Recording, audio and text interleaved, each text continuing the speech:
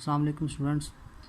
Chemistry के लिए जो आज हमारा टॉपिक है that is Bohr atomic theory, इसको पढ़ेंगे हम आज। तो रिसेंटली हमने रदरफोर्ड का एटॉमिक मॉडल डिस्कस किया था। तो रदरफोर्ड का जो एटॉमिक मॉडल था उसमें कुछ नकाइस थे, कुछ डिफेक्ट्स थे, और फिर उन्हीं को जो है वो मद्देनज़र रखते हुए हमारे पास एक जो नया मॉडल हुआ पेश आया, वो that is Bohr atomic theory. तो नील्स बोहर था जिसने 1913 में अपना ये मॉडल प्रेजेंट किया। तो इसमें जो है वो एक सबसे पहले जो बात है कि the quantum theory of Max Planck was use, यानी मैक्स प्लैंक था जिसने अपनी एक क्वांटम थ्योरी पेश की थी, अबाउट एटम उसने पेश की थी। कहता है इसको, उस थ्योरी को एज आ बेस या एज आ बुनियाद के तौर पे इस्तेमाल किया गया नील बोहर के मॉडल में, इसके बोहर एटॉमिक थ्योरी में। तो बोहर के मुताबिक जो सबसे पहली बात है कि जी revolving electron atom does not absorb energy और इमिट एनर्जी कंटिन्यूसली। उसने ये बात कही है कि अब देखिए हमारे पास अगर एटम की साख्त है, सेंटर में ये न्यूक्लियस पड़ा हुआ है, इसके इर्द गिर्द ये ऑर्बिट्स हैं, इन ऑर्बिट्स के अंदर ये इलेक्ट्रॉन जो हैं वो इसके गिर्द रिवॉल्व कर रहे हैं, घूम रहे हैं। तो बोहर ने सबसे पहली बात ये कही है कि ये जो ऑर्बिट्स के अंदर ये जो इलेक्ट्रॉन्स हैं ये ना तो एनर्जी को अब्जॉर्ब करते हैं और ना ही खारिज करते हैं कंटिन्यूसली। मतलब एक होता है कंटिन्यूस, मतलब होता है जारी रहने वाला यानी बरकरार रहने वाला। कहता है इसका मतलब है कि मुसलसल ना तो ये इलेक्ट्रॉन्स एनर्जी को खारिज करते हैं और ना ही जज़ब करते हैं, लेकिन उसकी कंडीशन है वो एक अलग कंडीशन है, वो बाद में भी पढ़ते हैं। तो ये सबसे पहले बात बोहर ने इसमें ये की है। उसके बाद the energy of a revolving electron is quantized. कहता है कि इस ऑर्बिट के अंदर जो इलेक्ट्रॉन रिवॉल्व कर रहा है उसकी जो एनर्जी है वो क्वांटाइज है, यानी फिक्स है। यानी इसका मतलब है क्वांटाइज का मतलब क्या है, as it revolves only in orbit of fix energy. इसका मतलब है कि जो इलेक्ट्रॉन है उसने आपने एक मखसूस ऑर्बिट के अंदर ही घूमना है और उस ऑर्बिट की एनर्जी क्या है, फिक्स्ड है, मखसूस है, जिसको हम क्या नाम देते हैं, called energy levels by him. यानी नील बोहर ने ही उसको नाम दिया था, एनर्जी लेवल्स का नाम दे दिया था। द बोहर एटॉमिक मॉडल कहता है, आपको फिगर 2.4 यहाँ पे हमें शो हो रहा है। तो इसमें पॉइंट्स पढ़ते हैं, पॉइंट्स की वजह से हम इसको डिस्कस करते हैं। सबसे पहला पॉइंट है the hydrogen atom consist of a tiny nucleus. अगर हम हाइड्रोजन की बात करते हैं, that is hydrogen having atomic number 1, that is the first element of our periodic table. तो सिंपली जो हाइड्रोजन है उसके पास एक ही ऑर्बिट है और उसमें एक ही इलेक्ट्रॉन है। तो कहता है इस हाइड्रोजन का जो एटम है उसका ये जो न्यूक्लियस है ये क्या है, टाइनी, यानी बहुत स्मॉल, बहुत छोटा, एंड इलेक्ट्रॉन और revolving in one of circular orbit of radius R around the nucleus. और उसके बाद कहता है कि इसका जो इलेक्ट्रॉन है उसके पास एक ही ये फिक्स ऑर्बिट है जिसके अंदर इलेक्ट्रॉन घूमता है, जो कि रेडियस आर वाला यहाँ पे मौजूद है हमारे पास ऑर्बिट इस हाइड्रोजन एटम के लिए। सेकंड पॉइंट हमारे पास है कि जी जो orbit has a fix energy that is quantize. वही बात जो हम पहले कर रहे थे कि अब ये जो ऑर्बिट्स हैं जिनके अंदर इलेक्ट्रॉन्स इवॉल्व करते हैं, हर ऑर्बिट की अपनी मखसूस एनर्जी होती है जो कि फिक्स होती है, as long as electron remain in a particular orbit. कहता है जब तक इलेक्ट्रॉन किसी मखसूस ऑर्बिट के अंदर मौजूद रहता है, इट डज़ नॉट रेडिएट और अब्जॉर्ब एनर्जी। कहता है ना तो वो एनर्जी जज़ब करता है ना ही खारिज करता है। रेडिएट का मतलब होता है खारिज करना, अब्जॉर्ब का मतलब होता है जज़ब करना। द एनर्जी इज इमिटेड और absorbed only when the electron jump from one orbit to another. अब देखिए यहाँ पे अगर बिलफर्ज हमारे पास ये इलेक्ट्रॉन है जो कि इस ऑर्बिट के अंदर है, कहता है जब तक ये इलेक्ट्रॉन इसी ऑर्बिट के अंदर घूमता रहेगा ना तो ये एनर्जी खारिज करेगा ना ही अब्जॉर्ब करेगा।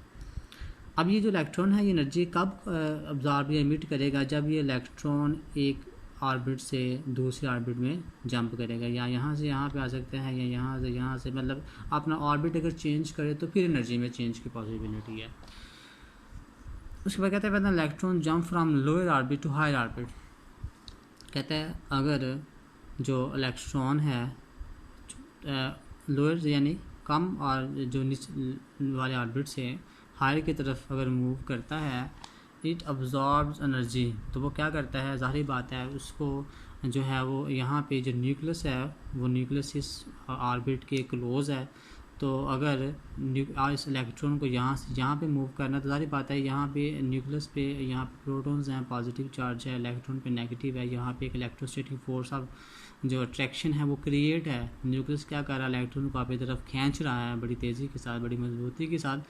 तो अब अगर इलेक्ट्रॉन ने यहाँ से लोअर से हाई की तरफ जाना है तो उसको एनर्जी चाहिए, वो एनर्जी अब्जॉर्ब करेगा ताकि इस न्यूक्लियस की जो अट्रैक्शन है वो कम हो, इलेक्ट्रॉन यहाँ से यहाँ की तरफ जंप कर सके। ये इसमें पॉइंट था कि इलेक्ट्रॉन जो है वो लोअर से हाई की तरफ अगर मूव करेगा तो उसको एनर्जी क्यों चाहिए, क्योंकि यहाँ पे न्यूक्लियस की फोर्स है, न्यूक्लियस उसको अट्रैक्ट कर रहा है, तो लिहाजा उस फोर्स को ओवरकम करने के लिए इलेक्ट्रॉन को एनर्जी चाहिए। तो वो एनर्जी हम उसको प्रोवाइड करेंगे, या इलेक्ट्रॉन जो है वो किसी सोर्स से एनर्जी एब्जॉर्ब करेगा तो फिर यहाँ से यहाँ पे यानी लोअर से हायर ऑर्बिट की तरफ मूव करेगा।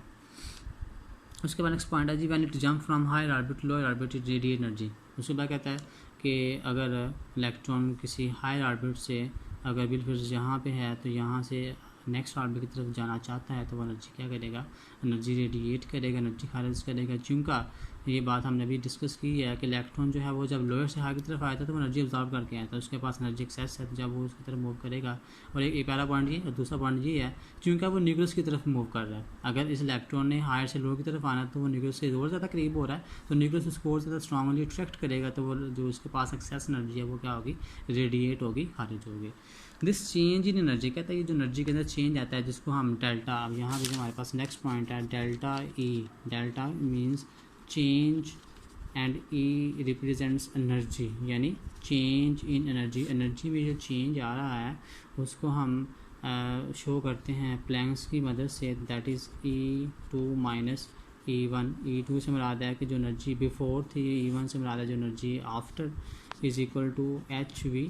ये जो प्लैंक्स, मैक्स प्लैंक्स था उसने जो अपनी इक्वेशन थी उसकी मदद से हम इसको जो है वो एनर्जी का जो चेंज है उसको डिस्कस करते हैं। अब यहाँ पे H भी है, ये जो H है that is our Planck's constant, और इसकी एक फ़िक्स वैल्यू है that is 6.63 into 10⁻34 joule second. और इसके अलावा यहाँ पे एक V है, और V जो है वो फ्रीक्वेंसी है उस लाइट की। अब जाहिर बात है जब इलेक्ट्रॉन जो है वो एनर्जी इमिट करेगा, अब्जॉर्ब करेगा, तो वो हमें जो है एक लाइट की मदद से जो है वो हमें तो कुछ रोशनी की देखने को मिलेगी। तो जितनी ज़्यादा उसकी फ्रीक्वेंसी होगी वो हमें उतना ही ज़्यादा उसका जो लाइट है वो शो होगी। तो इसका मतलब है कि जो चेंज आया है एनर्जी के अंदर दैट इज़ डाटा is equal to E2 minus 1। इसका मतलब है कि ये E2 जो एनर्जी बिफोर थी, अगर बिलफर्स मैं कहता हूँ कि ये K ऑर्बिट में था तो K से ये L की तरफ गया, दैट इज़ E1 क्या है, L की तरफ, ये E यानी पहले यहाँ पे था E2 में जो एनर्जी कुछ थी, उसके बाद उसने मूव किया नेक्स्ट ऑर्बिट के अंदर, एनर्जी में चेंज आया, वो हमारे पास बराबर है किसके, is equal to HV। H हमारे पास क्या है, प्लैंक्स कांस्टेंट है, जो मैक्स प्लैंक्स था जिसने ये अपनी क्वेश्चन रिप्रेजेंट की थी, उसकी एक महसूस वैल्यू है जिसमें 6.63 × 10⁻34 जूल्स है। तो V हमारे पास Z is equal to frequency of light. Next point कहता है कि जी electron can revolve only in orbit of fixed angular movement MVR given as.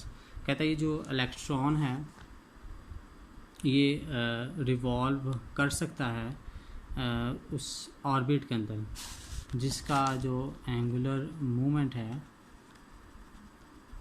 जो कि बराबर है हमारे पास MVR के। अब ये जो एंगुलर मूवमेंट है जिसकी उसने बात की है, अब ये इलेक्ट्रॉन है, ये न्यूक्लियस है, having opposite charges, nucleus having positive charges, electron having negative charges. तो वी नो दैट कि जब ऑपोजिट चार्जेस होते हैं तो वहाँ पे एक इलेक्ट्रोस्टैटिक फोर्स ऑफ अट्रैक्शन होती है। इलेक्ट्रोस्टैटिक फोर्स ऑफ अट्रैक्शन ये वो फोर्स है जो ऑपोजिट चार्जेस की वजह से क्रिएट होती है, मतलब ऑपोजिट चार्जेस अट्रैक्ट करते हैं। और पहली कंडीशन ये कि अपोजिट चार्जेस हैं, एक फोर्स क्रिएट हो गई है, पहला पॉइंट ये। और दूसरा पॉइंट इसमें ये होता है कि इसी एंगुलर या इसी ऑर्बिट के अंदर जो है ये जो जहाँ पे इलेक्ट्रॉन इवॉल्व कर रहा होता है ये एक फिक्स्ड या एक मखसूस रेडियस पे होता है अकॉर्डिंग टू न्यूक्लियस के मुताबिक से। तो वहाँ पे जो ये दो कंडीशन हैं जिनकी वजह से एक एंगुलर मोमेंट क्रिएट होता है इन दोनों के दरमियान, न्यूक्लियस और इलेक्ट्रॉन के दरमियान, जो कि इक्वल है MVR is equal to NH/2 pi, that is our angular moment. यहाँ पे जो n है ये हमारा क्वांटम नंबर है, या हम इसको ऑर्बिट नंबर भी कह सकते हैं, मतलब जिस ऑर्बिट के अंदर ये मूव कर रहा होता है। हो सकता है जैसा कि हमने यहाँ पे नाम लिखे हुए हैं कि पहला वाला orbit that is K, that second one is L, third one is M. N जो है यानी एंगुलर मूवमेंट के अंदर जो एम वी आर जे का टू टू पाई, यहाँ पे जो एन है ये किसको रिप्रेजेंट करता है, एंगुलर मूवमेंट का, यानी जिस ऑर्बिट के अंदर ये मौजूद है उसकी महसूस वैल्यू हो सकती है that is N is equal to 1। अगर 1 है तो के ऑर्बिट हो सकता है, and N is equal to, मतलब वो डिपेंड करता है कि वो किसके अंदर है।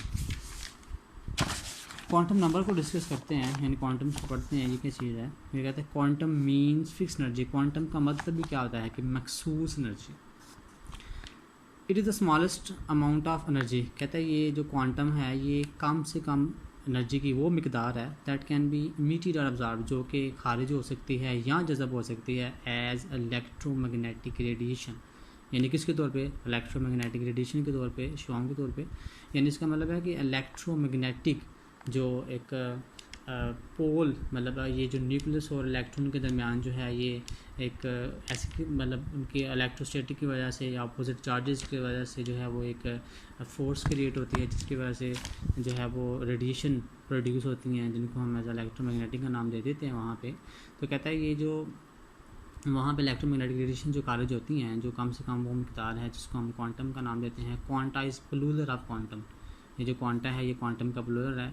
1918 के अंदर जो नोबेल प्राइज़ है वो इसको मैक्स प्लैंक को दिया गया था, जर्मन फिजिसिस्ट था, यानी 1858-1947 जो उसने अपना काम किया था क्वांटम थ्योरी के अंदर, जो उसने ऑर्बिट्स की एनर्जी वगैरह और एंगुलर मूवमेंट वगैरह इनके जो उसने हमें बताए थे उसको उसने काम। तो ये था हमारा आज का टॉपिक, बोहर एटॉमिक थ्योरी।